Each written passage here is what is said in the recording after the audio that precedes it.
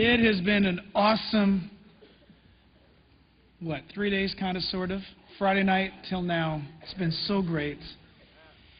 Some of you are still asking me, even after the break. I kind of made it clear in our last session together, but people are still asking me, what's with this conference? It's so different. What's with all these speakers? Who are these people?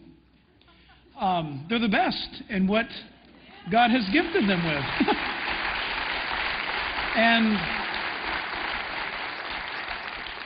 And it's our heart's desire that at these critical days in which you and I live, I wish sometimes, I know that for those of you who attend Calvary here, I can be pretty honest, I guess, about things. But, even still, you'll hold back a little bit.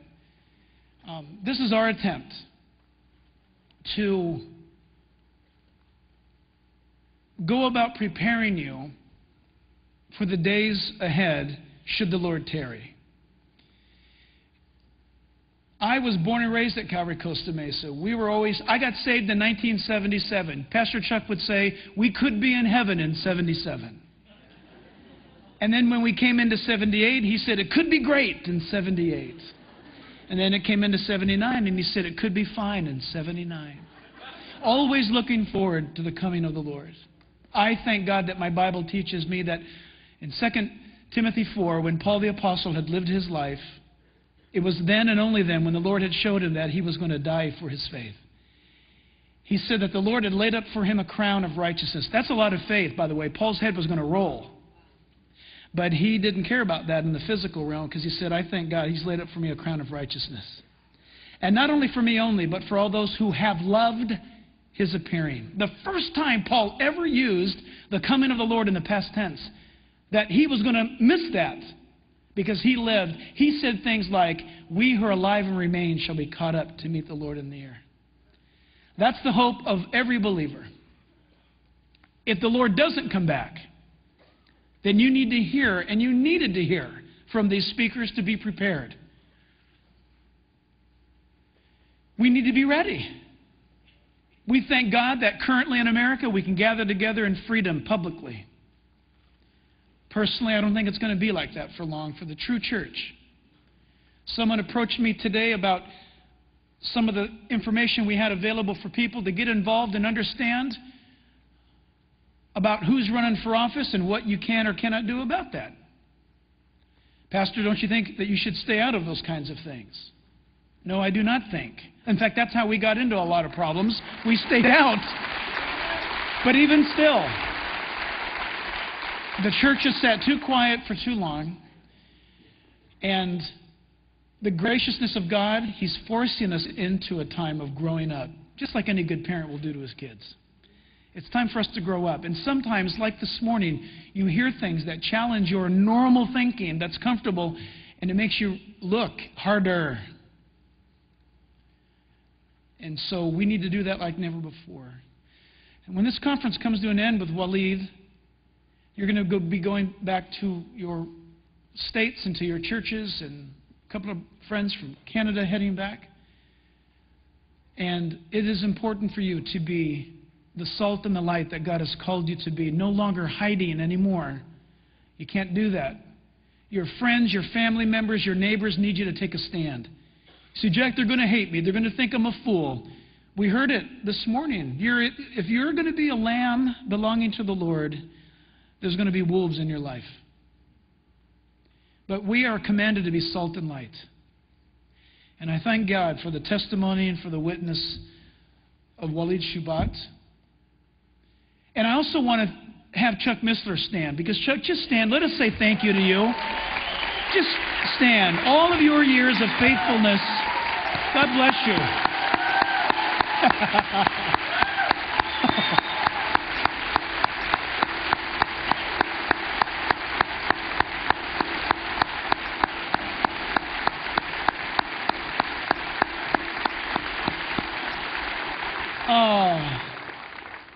Chuck Missler, Chuck Smith, Dr. David Hawking, and Dr. John Wolveridge shaped my Christianity, and I'm grateful.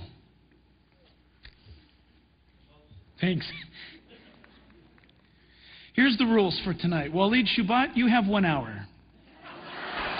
After 1 hour, we have a 10-minute break to go to the bathroom, to catch our thoughts. And you come back for another hour. And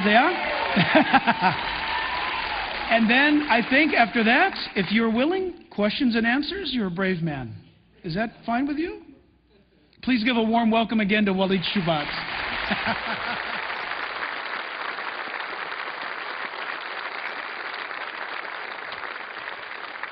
Thank you. I thought at first it was 1 hour. That was it. It was the plans were changed. You know what I was saying? I'll kill you. You know that new cartoonic thing? I'll kill you. That little Ahmed skeleton.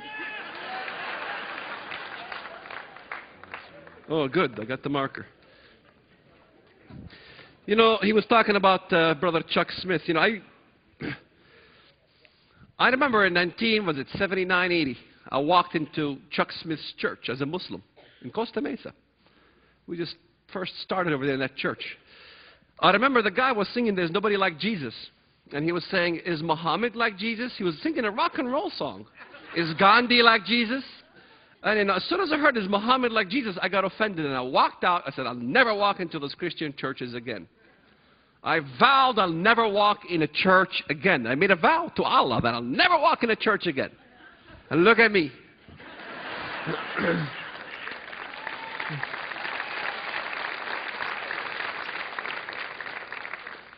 Allah didn't keep the promise to protect me from the churches. So I blame Allah.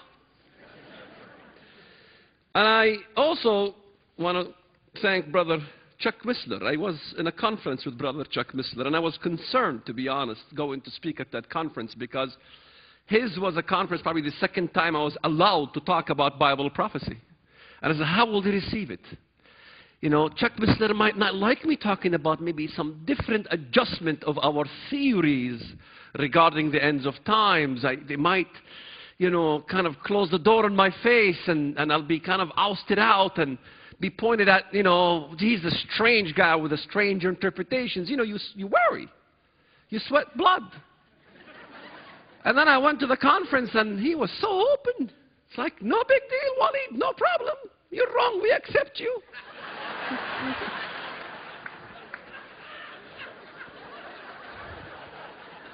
He tells me he agrees with me, but I don't know. Americans have a way of saying things, you know. Because I learned very quickly when I came to America. I mean, I was, you know, sometimes inviting Americans to our home, you know, introducing them to some of our foreign dishes.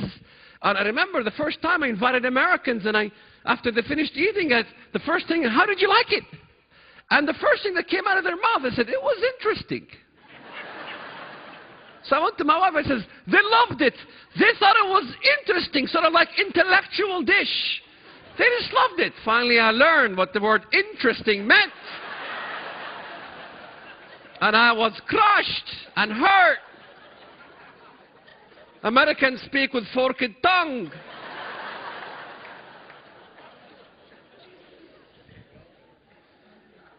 But when I read the Bible, I began to also learn that the Americans really look at terminologies in the scripture and they don't get it. So like, you know, maybe I want to go over some parts of the Bible or some allegorical way of how the West thinks.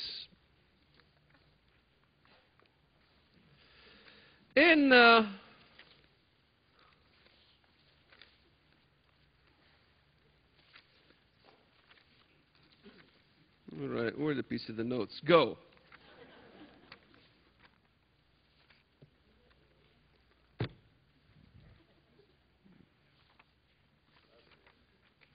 Page 1.